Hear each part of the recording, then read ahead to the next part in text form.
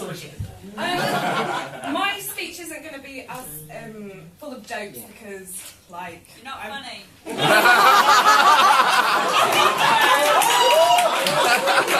Yeah, people generally laugh at me, but I don't mind. That's who I am, and I know that these guys love me for that. Okay, so we'll start with a little tale about how I first met Lizzie.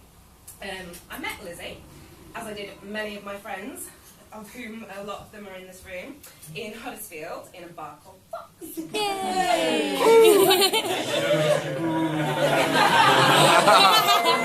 That's great. She's going bankrupt today, we're all here. One of the things I love about Lizzie is that she can instantly strike a connection with just about anyone. And like I did when I first met her, anybody that she meets always thinks she's amazing. She's never afraid of meeting new people and really tries to get to know and to understand them for who they are. When I first met her, she came up to me in Vox and she said, "Oh my God, I love your hair." Oh my God. And she had red hair and I had red hair and we're like, "Oh my God, we've got the same color."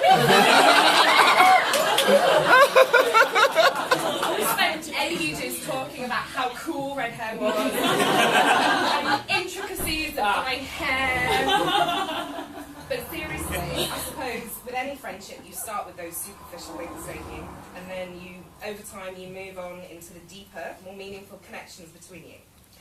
With Lizzie, the deeper connections for me came quickly, partly because of her tenacity, and partly because we just had so much in common. Having red hair, obviously. having horrible ex-boyfriends.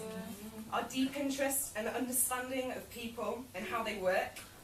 And our boldness, I'd like to say. And some may say brashness, but we don't care what those people think. No. You go, girlfriend!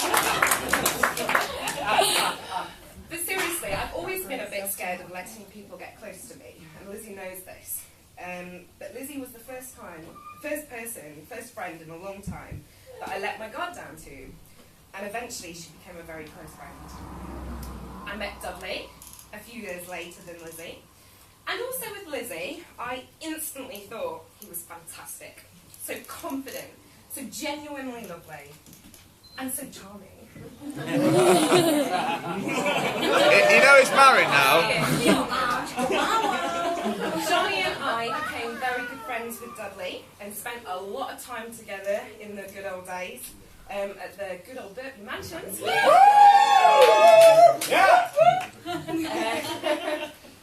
I remember one day outside of Vox having a probably fairly inebriated conversation with Dudley, and he admitted to me how smitten he was with Lizzie that night.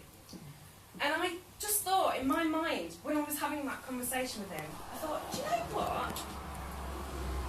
They fit perfectly. It makes sense. In my mind, it clicked. They were meant to be together. And I knew that right from those first times that I knew you guys. And I knew... Where am I?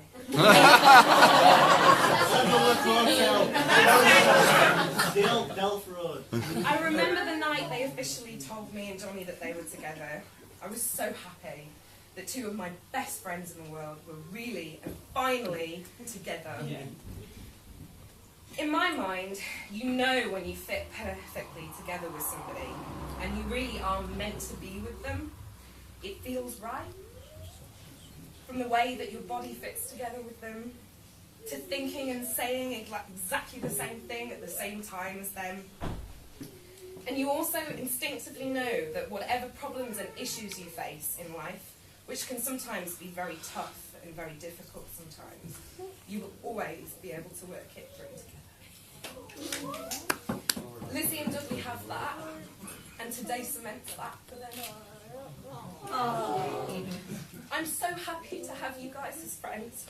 I love you so dearly, and I'm so excited about the future. I can't wait to maybe one day meet your children.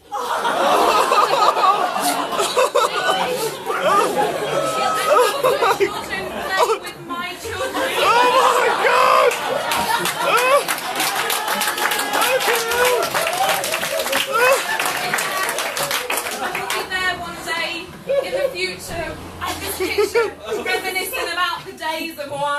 But to be honest, I think we'll still have some wild parties way past retirement. So all I can really say to finish is that I love you, Lizzie. I love you too. And I love you, Dudley. I love you too. Thank you both for being you.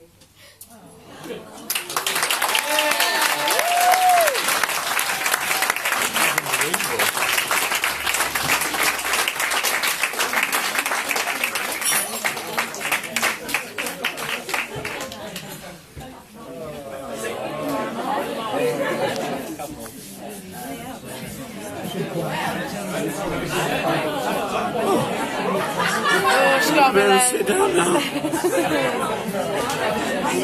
Oh, the cheeky little things.